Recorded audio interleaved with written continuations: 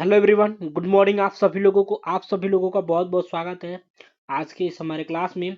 तो सभी लोग जल्दी से जुड़ जाइए, एक बार क्लास को शेयर कर देंगे, ठीक है। और आज के क्लास में हम लोग टॉप 15 प्रश्नों को देखेंगे। सारे प्रश्न इंपॉर्टेंट रहेंगे, तो सभी लोग जुड़िए। जो लोग भी क्लास में पहली बार जुड़े हैं, एक बार क्लास को शेयर कर दीजिए, ठीक है।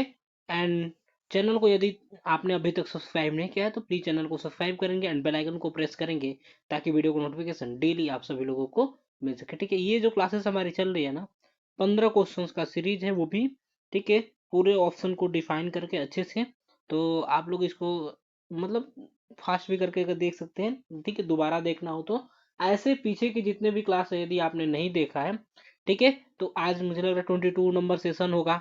तो 22 नंबर सेशन है, उससे पहले वाली जो भी क्लास आपने नहीं देखा है तो सबको देखेंगे अच्छे से, ठीक है। एक बार पहले क्लास को शेयर कर दीजिए, जो लोग भी जुड़े हैं लास्ट तक बने रहेंगे। चलिए हम लोग चलते हैं, पहले प्रश्न को देखते हैं। पहला प्रश्न क्या रहने वाला है। तो आज का हमारा पहला प्रश्न है, मंडे फीवर अन्य किस नाम से जाना जाता है। तो बताना है मंडे फीवर जो है अन्य किस नाम से, एंथ्रोकोस कोसिस के नाम से जाना जाता है, सिलिकोसिस, एस्बेस्टोसिस या बाइसिनोसिस। तो किस नाम से जाना जाता है, एक बार सभी लोग बताएंगे। मंडे फीवर को अन्य किस नाम से जाना जाता है, आंसर कर दीजिए, ठीक है। यहाँ पे क्या हो जाएगा, सभी लोग बताइए। तो ऑप्शन क्या हो जाएगा, ऑप्शन डी हो जाएगा, बाइसिनोसिस के नाम से जाना जाता है। देखिए मंडे फीवर का दूसरा नाम जो है ना, बाइसिनोसिस। बाइसिनोसिस क्या है तो होता है, तो एक श्वसन संबंधी बीमारी है। इसमें ब्राउन लंग डिजीज या मंडे फीवर, ठीक है, इसको क्या कहा जाएगा, ब्राउन लंग डिजीज, ठीक है। क्या कहा जाएगा इसे, तो ब्राउन, ठीक है, सॉरी, ठीक है। हमारा पेन जो है ना थोड़ा सा ज्यादा ही वो हो गया है,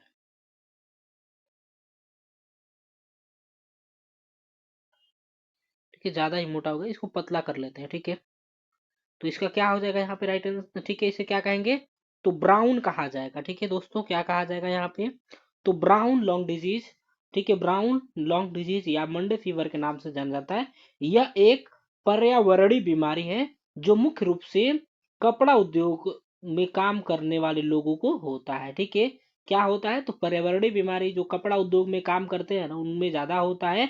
यह बीमारी कपास, भांग और सन की धूल के संपर्क में आने से होता है, ठीक है। इसमें क्या होता है, तो सांस लेने में दिक्कत होता है बाइसिनोसिस में, छाती में जकड़न होता है, कफ या बलगम के साथ खांसी होता है। ध्यान रखिएगा ये सब चीजें, ठीक है। आगे बढ़िए, एंथ्रोसिस, ठीक है, क्या किस, ठीक है। यहाँ पे जो है आप लोगों का एस्बेस्टोसिस क्या होता है, तो यह एक बीमारी आमतौर पे अभ्रक युक्त उत्पादक जो है ना, अभ्रक से जो बने होते हैं उत्पाद, उनको अत्यधिक या लंबे समय तक उपयोग करने के परिणाम स्वरूप होता है, ठीक है, एस्बे, ठीक है। और सिलिकोसिस देखने यहाँ पे, सिलिकोसिस कैसे होता है, तो ये भी एक प्रकार की फेफड़ों की बीमारी है।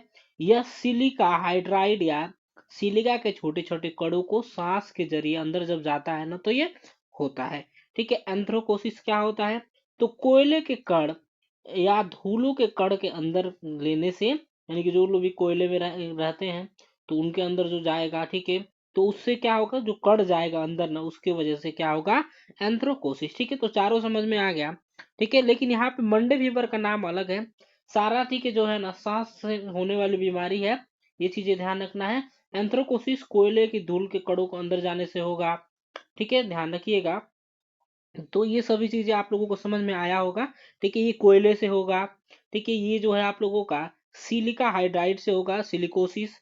एंड एस्बो, ठीक है, एस्बेस्टोसिस किससे होता है, तो ये जो अभ्रक युक्त, ठीक है, जो भी उत्पाद होते हैं उनको ज्यादा यूज करने से होता है। आगे बढ़ेंगे, बताएंगे दीर्घकालीन दस्त रोग का कारण क्या है। दीर्घकालीन दस्त रोग का कारण क्या है, सभी लोगों को बताना है। यहाँ पे क्या हो जाएगा, ठीक है, कोरिनोबैक्टीरियम डिप्थीरिया है, आती परजीवी है, कैंडिडा एल्बिकन्स है, या माइक्रोबैक्टीरियम टुबरकुलो, ठीक है, टुबरकुलाई है। तो यहाँ पे क्या हो जाएगा दोस्तों, सेकंड का क्या हो जाएगा, ऑप्शन बी हो जाएगा, आती परजीवी जो है ना, ठीक है। आती परजीवी जो दीर्घकालीन दस्त रोग का कारण क्या होता है, यह जो है पाचन नली में रहने वाला एक जीव होता है। यह परजीवी जानवरों के शरीर में दूषित भोजन या पानी के सेवन से या त्वचा के जरिए प्रवेश करता है, ये चीजें ध्यान रखना है, ठीक है। आगे बढ़िए।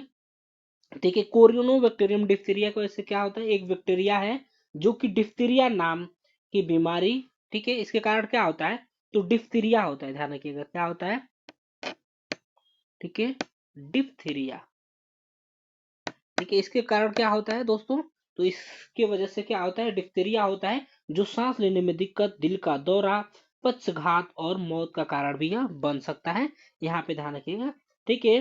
कैंडिडा, ठीक है, अल्बिकंस जो है आप लोगों का, कैंडिडा अल्बिकंस एक प्रकार का, ठीक है, अवसरवादी रोगजनक खमीर है, जो कि मानव आंतों के वनस्पति का एक सामान्य सदस्य होता है। माइक्रोबैक्टीरियम ट्यूबरकुलोसिस क्या है, तो एक जीवाणु है, जिससे क्या होता है, तपेदिक या टीबी होता है, क्या होता है इससे, तो टीबी होता है, ये चीज ध्यान रखना है, क्या होता है इससे, टीबी होता है दोस्तों, ठीक है।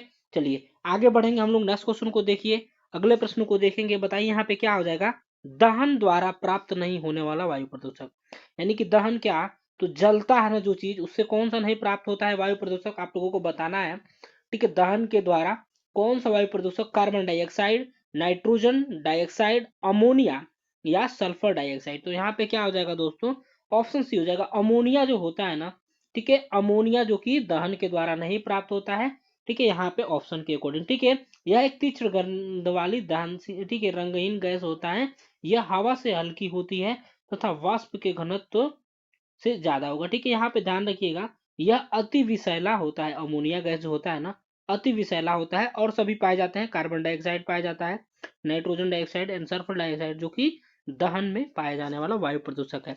आगे बढ़िए, नेक्स्ट क्वेश्चन को देखेंगे, सभी लोग बताएंगे चकत्तो यानी कि रेसेस की सभी अवस्थाएं एक साथ दिखाई देती हैं, तो किस में दिखाई देगा, आप लोगों को बताना है।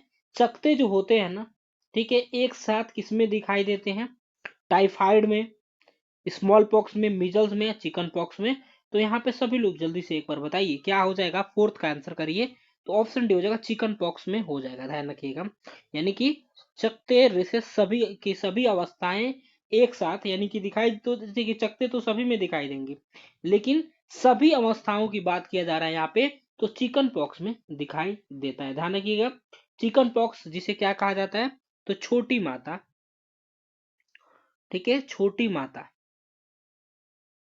ठीक है, छोटी माता कहा जाता है, ठीक है, तो ध्यान रखिएगा, यह एक बड़ी तेजी से फैलने वाला वायरल संक्रमण है, इससे त्वचा पर खुजली या छाले जैसे चकत्ते हो जाते हैं, ठीक है, और देखिए जिन लोगों को कभी चेचक नहीं हुआ है या उन्हें टीका नहीं लगा है, तो यह उसमें सबसे ज्यादा फैलता है, ठीक है, जिसमें चेचक चेचक नहीं हुआ है तो उसमें सबसे ज्यादा फैलने वाला होता है। देखिए टाइफाइड क्या है, तो एक प्रकार का गंभीर संक्रमण है, जो कि सोलमोनेला टाइफी किसके का द्वारा होता है, तो सोल सॉरी साल्मोनेला, ठीक है, साल्मोनेला टाइफी के कारण होता है, ठीक है, साल्मोनेला टाइफी बैक्टीरिया की वजह से होता है, यह आंत और खून में फैलता है। टाइफाइड बुखार का लक्षण धीरे धीरे, ठीक है, शुरू होता है, और इसमें तेज बुखार होता है, पेट दर्द होता है, सिर दर्द, थकान और कमजोरी जैसे लक्षण दिखते हैं, ये सभी चीजें ध्यान रखना है। स्मॉल पॉक्स, ठीक है, पता है ये सभी लोगों को। मिजल्स में देखिए, यह एक वायरल बीमारी है जो कि बहुत ज्यादातर संक्रामक होता है, इसके लक्षण क्या होते हैं, तेज बुखार, आंखों में दर्द, नाक बहना, मुंह के अंदर छोटे छोटे धब्बे, सूखी खांसी, भोजन न करना, ठीक है, ये सब सारी चीजें इसके लक्षण होते हैं। चलिए तो हम लोग आगे बढ़ेंगे, नेक्स्ट क्वेश्चन को देखेंगे, फिफ्थ नंबर बताएंगे, निम्नलिखित सभी कारकों में से इपिडेमियोलॉजिकल ट्रायल, ठीक है, क्या महामारी विज्ञान त्रय जिसे कहा जाता है, इपिडेमियोलॉजिकल, ठीक है, ट्राइड तो बताना है, में से एजेंट है, तो बताइए यहाँ पे क्या हो जाएगा, एजेंट सम्मिलित है, मानकीकृत, ठीक है, मानकीकृत दरें, कारक मेजबान वातावरण, दरें, अनुपात एवं समानुपात, ठीक है, इंसिडेंस, प्रीवेलेंस एवं रोग का ट्रेंड, तो यहाँ पे सभी लोग बताएंगे फिफ्थ का राइट आंसर क्या हो जाएगा दोस्तों, फिफ्थ का राइट आंसर ऑप्शन बी हो जाएगा, कारक मेजबान और वातावरण जो है ना, ठीक है, कारक मेजबान और वातावरण एपिडेमियोलॉजिकल ट्राइड में सम्मिलित होते हैं, यानी महामारी विज्ञान, ठीक है, महामारी जो होता है ना, एपिडेमिक, ठीक, जिसे कहा जाता है एपिडेमिक, उसे महामारी कहा जाता है, तो इसमें एजेंट, मेजबान और पर्यावरण, यानी कि सेम कहा जा रहा है यहाँ पे, कारक जो कारण जो होता है, मेजबान और वातावरण शामिल होते हैं, ये तीनों कारक मिलकर बीमारी के प्रसार में योगदान करते हैं। ठीक है, क्या करते हैं, तो बीमारी के प्रसार में योगदान करते हैं। जैसे कि कोविड में मान सकते हैं आप लोग, ठीक है, एक कारण आया, वायरस आया, ठीक है, और मेजबान काफी लोगों में फैला, और जैसा वातावरण बना रहा, ठीक है, वातावरण के द्वारा फैलता रहा, तो ये सभी चीजें होते हैं।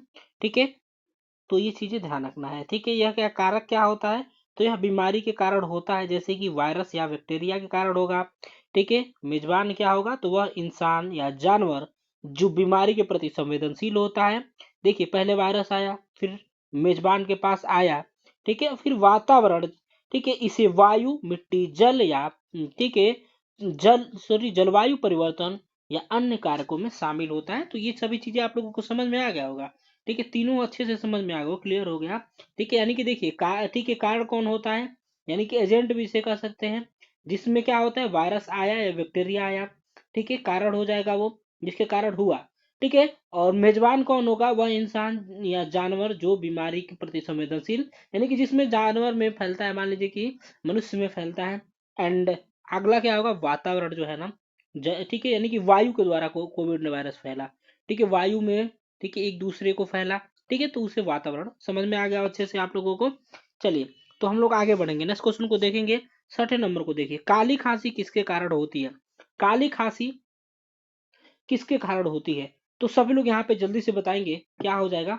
ठीक है, सभी लोग जल्दी से बताएंगे। ठीक है, तो क्या हो जाएगा यहाँ पे, ऑप्शन डी हो जाएगा। ठीक है, यहाँ पे क्या हो जाएगा, ठीक है, पर्ट्यूसिस बेसिलस हो जाएगा राइट आंसर यहाँ पे, ध्यान रखिएगा। जिसके कारण क्या होता है, तो पर्ट्यूसिस बैक्टीरिया जो होता है, क्या होता है, इसे क्या, किस नाम से जाना जाता है, तो बार्डेटेला पर्ट्यूसिस के नाम से जाना जाता है। बार्डेटेला पर्ट्यूसिस के नाम से जाना जाता है, एक प्रकार का बैक्टीरिया है। ठीक है, जिससे क्या होता है, तो काली खांसी नामक बीमारी का कारण बनता है। ठीक है, ये चीजें ध्यान रखना है। और यह बैक्टीरिया जो है संक्रमित व्यक्ति के मुंह, नाक और गले में पाया जाता है। ठीक है, यह बैक्टीरिया खांसने या छींकने के दौरान निकलने वाली बूंदों के जरिए फैलता है। चलिए, ठीक है, आगे बढ़ेंगे। ठीक है, ये क्या होता है आपका, गैर विशिष्ट जीवाणु जनित संक्रमण क्या होता है, तो एक प्रकार का वायरल, ठीक है, वायरल संक्रमण का एक प्रकार है। यह तब वायरल संक्रमण तब होता है जब शरीर में हानिकारक वायरस बढ़ जाता है। ठीक है, ध्यान रखिएगा, जब हानिकारक वायरस बढ़ेगा तब। ठीक है, वेरिसोला जोस्टर वायरस जो कि चिकन पॉक्स के कारण बनता है। ठीक है, इसके कारण क्या होता है, तो चिकन पॉक्स होता है, वेरिसोला, ठीक है, वायरस। एंड देखिए, स्ट्रेप्टोकोकस बेसिलस क्या होता है, तो स्ट्रेप्टोकोकस, ठीक है, क्या होता है, एक प्रकार का यह जीवाणु है। स्ट्रेप्टोकोकस ठीक है, बेसिलस क्या है, तो एक जीवाणु है। ठीक है, जीवाणु का प्रजाति है जो कि बेसिलस नहीं होता है, यह गोलाकार बैक्टीरिया होता है और ग्राम पॉजिटिव होता है, ध्यान रखिएगा। ठीक है, तो ये चीजें ध्यान रखना आप लोगों को इसके बारे में। स्ट्रेप्टोकोकस क्या करता है, तो कुछ प्रजातियां जो है कि श्वसन और आंत पथ में बिना किसी नुकसान के रहती हैं, ये चीजें ध्यान रखना है। चलिए, आगे बढ़ेंगे, नेक्स्ट क्वेश्चन को देखेंगे।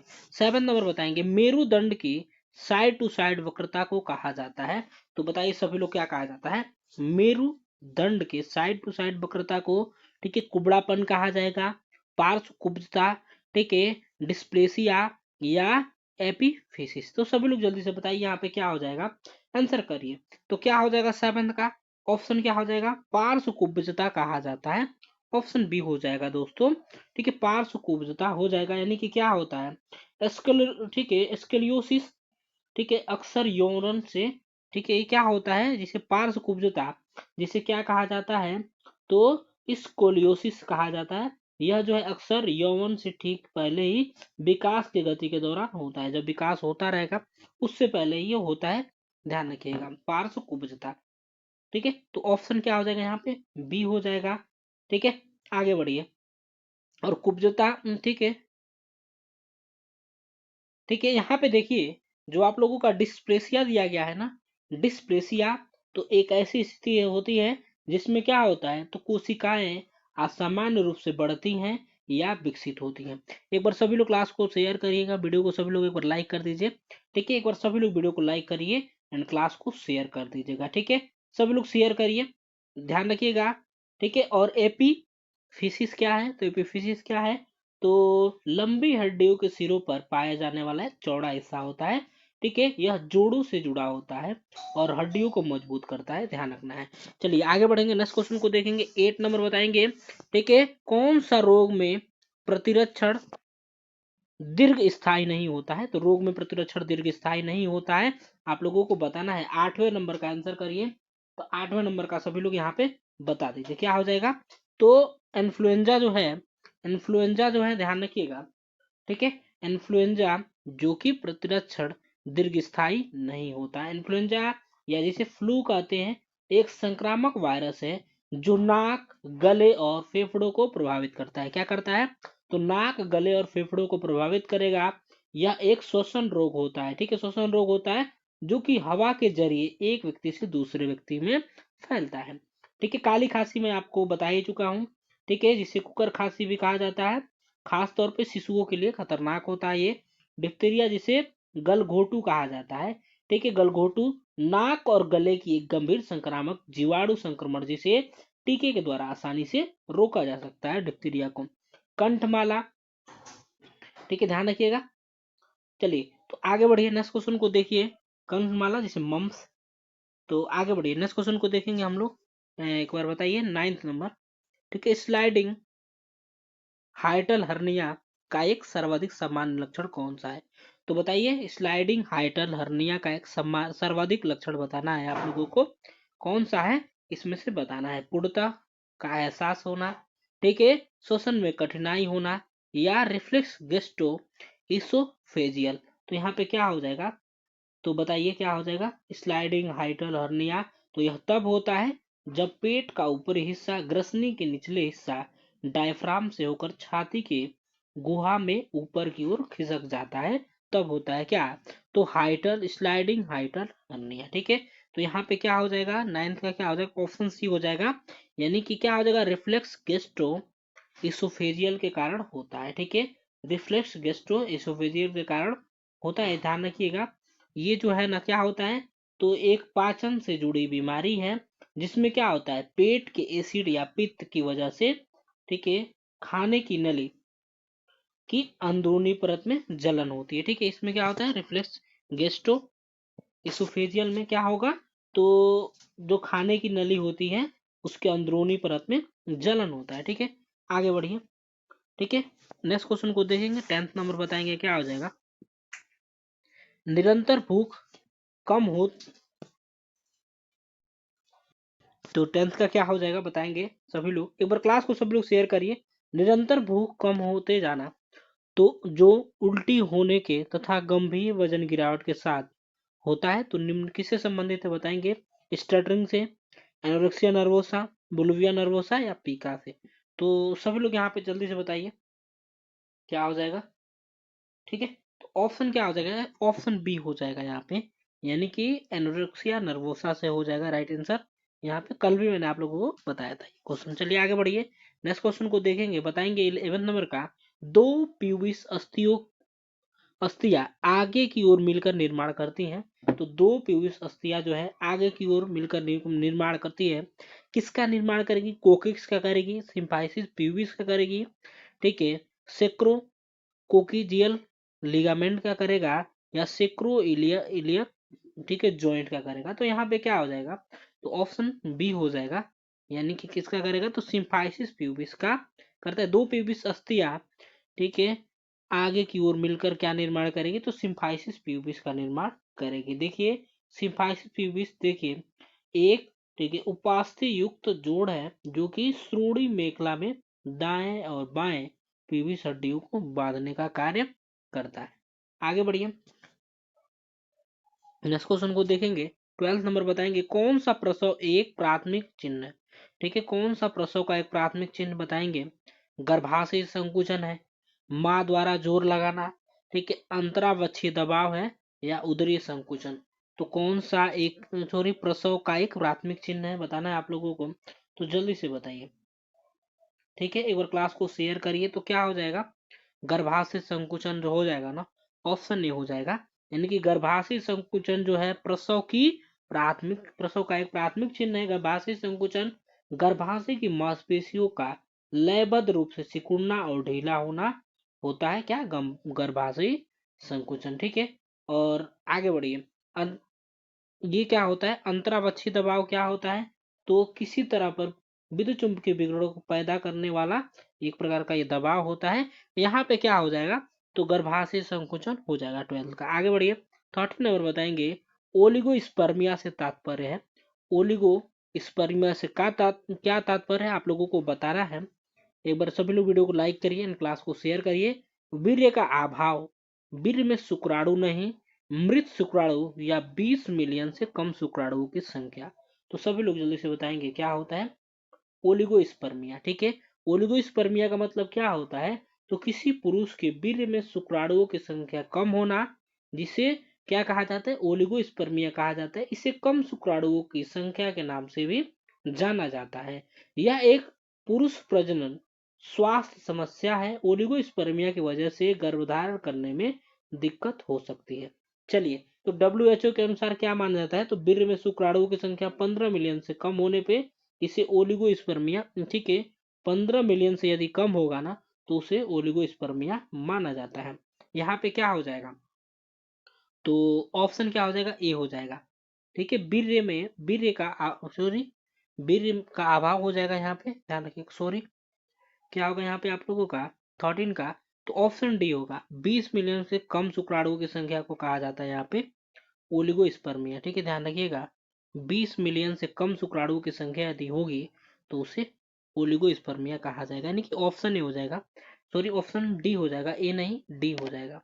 ठीक है, चलिए आगे बढ़िए, नेक्स्ट क्वेश्चन को देखेंगे। 14 नंबर बताइए, रजो निवृत्ति की औसत आयु सभी लोगों को बताना है। ठीक है, 20 मिलियन से शुक्राणुओं की संख्या कम होगी तो ओलिगोस्पर्मिया कहा जाता है। यहाँ पे बताइए रजो निवृत्ति की औसत आयु सभी लोगों को बताना है 48।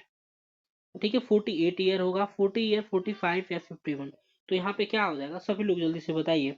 ठीक है, रजो निवृत्ति का औसत आयु। ठीक है, तो ये क्या माना जाता है, ऑप्शन डी हो जाएगा, यानी कि 51 माना जाता है। रजो निवृत्ति का औसत आयु 51 वर्ष माना जाता है। हालांकि 30 से 50 वर्ष के बीच या उसके बाद कभी भी हो सकता है रजो निवृत्ति। ठीक है, ध्यान रखिएगा। ठीक है, ये क्या होता है, तो जब आपको आखिरी बार मासिक धर्म आता है तो उसे क्या कहा जाता है ये। ठीक है, तो उसे ही रजो निवृत्ति करता है, किसी महिला को आखिरी बार, ठीक है, मासिक धर्म आएगा तो। ठीक है, ऑप्शन डी यहाँ पे हो जाएगा। औसत एज पूछा गया है, 51 होता है औसत। चलिए आगे बढ़िए, लास्ट क्वेश्चन को देखेंगे। नाभि नाल की सामान्य लंबाई बताना है। नाभि नाल की सामान्य लंबाई कितनी होती है, 20 सेंटीमीटर, 15 सेंटीमीटर, 70 सेंटीमीटर या 50 सेंटीमीटर। तो फटाफट से आंसर करिए, यहाँ पे क्या हो जाएगा 15 का, तो यहाँ पे ऑप्शन डी हो जाएगा, यानी कि कितना होगा, तो 50 सेंटीमीटर होता है नाभि नाल की सामान्य लंबाई। ठीक है, 50 से 60 सेंटीमीटर होता है। ठीक है, यानी कि कितना होगा, तो 19.6 से लेके 23.6 इंच तक होता है। इंच में यदि आपसे पूछे तो इंच में इतना होगा। ठीक है, और सेंटीमीटर में आपसे पूछे तो 50 से 60। ठीक है, 50 से 60 सेंटीमीटर हो जाता है। ठीक है, ध्यान रखिएगा। तो ये रहा आपका 15 प्रश्न। मिलेंगे अगली क्लास में, तब तक के लिए bye bye, take care, thank you so much for watching, have a great day. मिलते हैं आपसे नेक्स्ट क्लास में, bye bye and take care, thank you so much for watching.